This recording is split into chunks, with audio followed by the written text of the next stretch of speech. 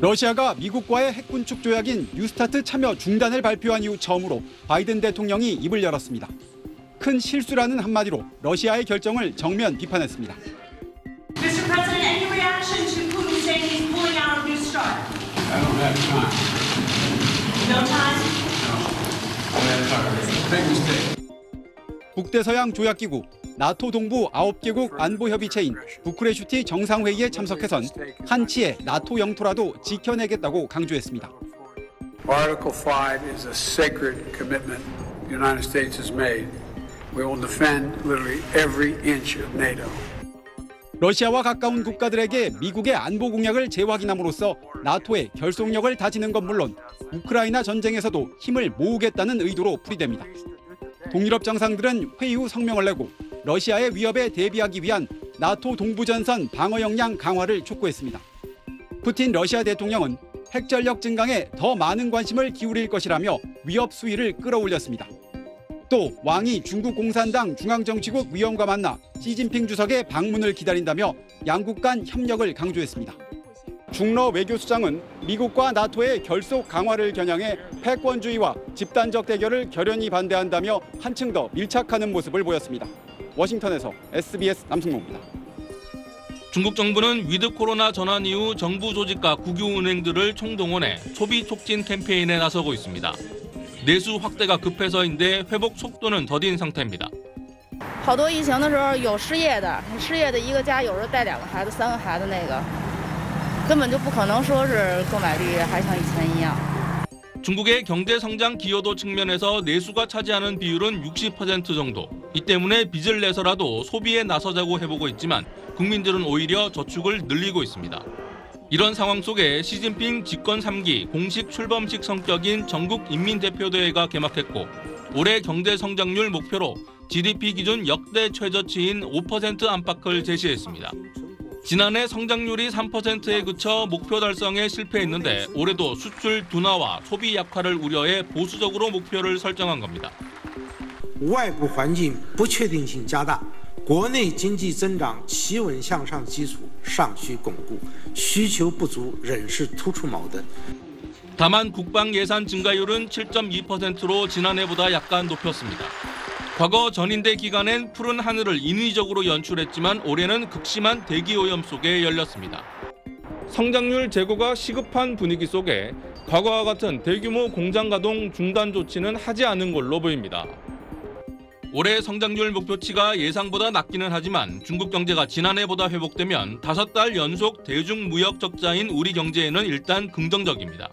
한국은행은 다만 중국의 중간재 자금률이 높아졌고 자국 내수 위주 성장이어서 우리 경제 성장률 제고 효과는 과거의 절반 수준이라고 평가했습니다. 베이징에서 SBS 정영태입니다. 베이징 인민대회당에 중국 전역에서 온 인민 대표들이 모였습니다. 우리의 국회격으로 시진핑 주석의 국가주석직 3연임에 대한 찬반 투표가 진행됐습니다. 결과는 2,952명 전원 찬성, 반대표도 기권표도 없었습니다. 有效2952张中华人民共和国主席候选人习近平赞成2952票. 이어진 국가중앙군사위원회 주석 선거에서도 시진핑 주석은 만장일치로 선출됐습니다. 무기명 투표 방식이었지만 기표소가 별도 설치되지 않은 데다 반대, 기권의 경우에만 기표하고 찬성은 아무런 표시도 하지 않도록 해 사실상 공개 투표나 다름없었습니다.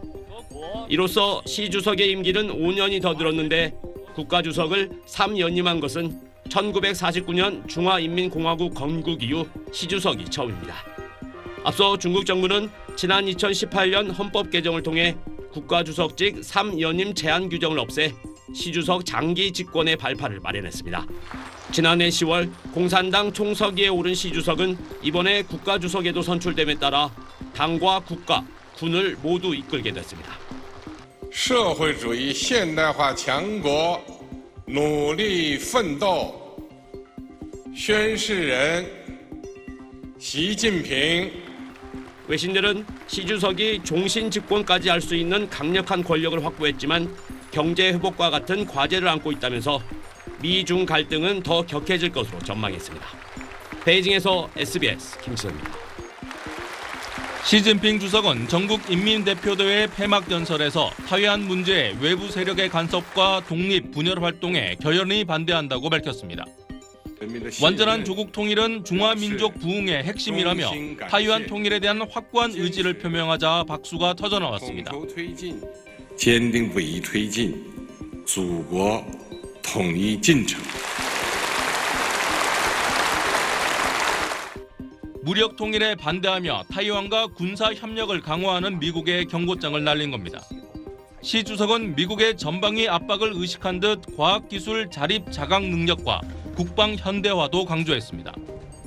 把人民军队建设成为有效维护国家主权、安全、发展利益的钢铁长城。 3년인 임기 시작에 맞춰 정부 고위직의 시 주석 측근들이 대거 전진 배치되고 국가 조직도 공산당 중심으로 개편됐습니다. 신임 리창 총리도 첫 기자회견에서 개혁 개방을 흔들림 없이 심화시킬 것이라고 밝혔지만 과거 총리들과 달리 자신만의 색깔을 드러내지 않았다는 평가를 받았습니다. 시진핑 집권 3기는 미국을 뛰어넘을 초강대국 건설을 명분으로 강력한 권력 집중과 1인 장기 집권 체제를 갖췄습니다. 하지만 경제 활력이 떨어지고 중국 내 빈부격차는 커지는 상황에서 내부 불만을 외부로 향하게 할 가능성이 더 커졌다는 분석이 나옵니다. 여기에 반도체 공급망과 쿼드 확대 등을 둘러싼 미중 경쟁이 더 치열해지면서 한국에 미칠 파장도 커질 수밖에 없어 우리 외교는 한층 더 어려운 과제를 안게 됐습니다. 베이징에서 SBS 정영태입니다.